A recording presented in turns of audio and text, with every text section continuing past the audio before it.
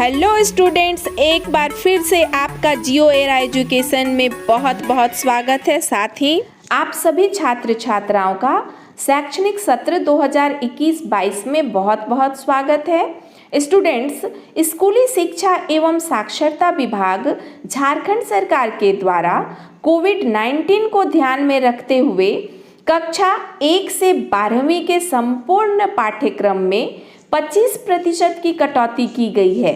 संक्षिप्त पाठ्यक्रम के प्रारूप सभी विद्यालयों को उपलब्ध कराया गया है, जिसमें कक्षावार विषयों के पाठ्यक्रम में कटौती की गई है। मैं यहाँ आपको कला संकाय के 12वीं कक्षा में भूगोल विषय का संक्षिप्त पाठ्यक्रम समझाने जा रही हूँ, जिसे ध्यान में रखते हुए हमें अपने वार्षिक परीक्षा की तैयारी करनी है। तो चलिए हम देखते हैं शैक्षणिक सत्र 2021-22 में हमें अपने पाठ्यक्रम में कौन से पाठ पढ़ने हैं और कौन सा पाठ स्किप करना है। कक्षा 12 के लिए जो हमारा संक्षिप्त पाठ्यक्रम है वो क्या है।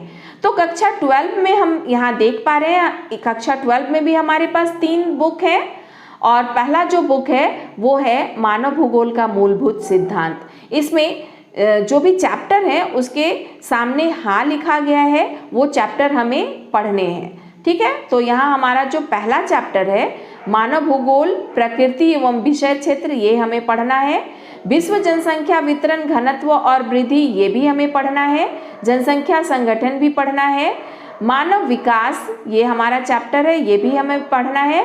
और इसके बाद प्राथमिक क्रियाएं, इसकी भी जानकारी हासिल करनी है और द्वितीय क्रिया की भी जानकारी हासिल करनी है। कंटिन्यू हम ऊपर से नीचे देख रहे हैं, ये सारे चैप्टर हमें पढ़ने हैं। और ये 3 चैप्टर जो अंत में दिए गए हैं, तृतीय के और चतुर्थक क्रियाकलाप, इसमें नहीं लिखा हुआ है। परिवहन एवं संचार, ये भी नहीं पढ़ना है। और अंतर्राष्ट्रीय व्यापार भी हमें इस पाठ्य पुस्तक में नहीं पढ़ना है। इसके बाद हमारा जो सेकंड पाठ्य पुस्तक है वो है भारत, लोग और अर्थव्यवस्था। यहाँ हम देख पा रहे हैं हमारा जो सेकंड पाठ्य पुस्तक है वो है भारत, लोग और अर्थव्यवस्था। इसमें भी जिस पाठ के समक्ष हाँ लिखा गया है वो हमारे संक्षिप्त पाठ्यक्रम में शामिल है। जैसे पहला चैप्टर वो भारत के संदर्भ में हम पढ़ेंगे, जनसंख्या वितरण घनत्व वृद्धि और संगठन, इसमें हाँ लिखा हुआ है, मतलब कि ये हमारे पाठ्यक्रम में शामिल है। दूसरा है प्रवास प्रकार कारण और परिणाम, इसे भी पढ़ना है। इसके बाद मानव विकास हमें नहीं पढ़ना। इसके बाद मानव बस्ती भी हमें नहीं पढ़ना है। इसके बाद हम कंटिन्यू 4 चैप्टर पढ़ रहे हैं। भू संसाधन तथा कृषि पढ़ रहे हैं, जल संसाधन की पढ़ाई होगी, खनिज तथा ऊर्जा संसाधन भी पढ़ा जाएगा, निर्माण उद्योग भी हमारे सिलेबस में डाला गया है। और यहाँ पर भारत के संदर्भ में नियोजन और सतत पोषणीय विकास की कटौती कर दी गई है, ये हमें नहीं पढ़ना है। इसके परिवहन तथा संचार पढ़ना है भारत के संदर्भ में। इसके पश्चात जो चैप्टर है अंतर्राष्ट्रीय व्यापार, वो हमें यहाँ नहीं पढ़ना है। हमें पहले भी पाठ्य पुस्तक में ये टॉपिक मिला था, उसे भी हम नहीं पढ़ रहे हैं और यहाँ पे भी इसकी कटौती की गई है। इसके बाद भौगोलिक परिप्रेक्ष्य में चयनित कुछ मुद्दे एवं समस्याएं हैं जिनको हमें यहाँ पर पढ़ना है। इसके बाद हम देख पा रहे हैं कि हमारा जो तीसरा पाठ्य पुस्तक है वो है भूगोल में प्रयोगात्मक कार्य।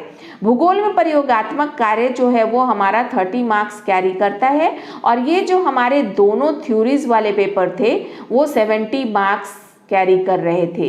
ये दोनों मिलाकर के 100 मार्क्स का ज्योग्राफी हो जाता है। तो उसमें हम पहला चैप्टर पढ़ेंगे आंकड़े, स्रोत और संकलन। दूसरा चैप्टर है हमारा आंकड़ों का प्रक्रमण।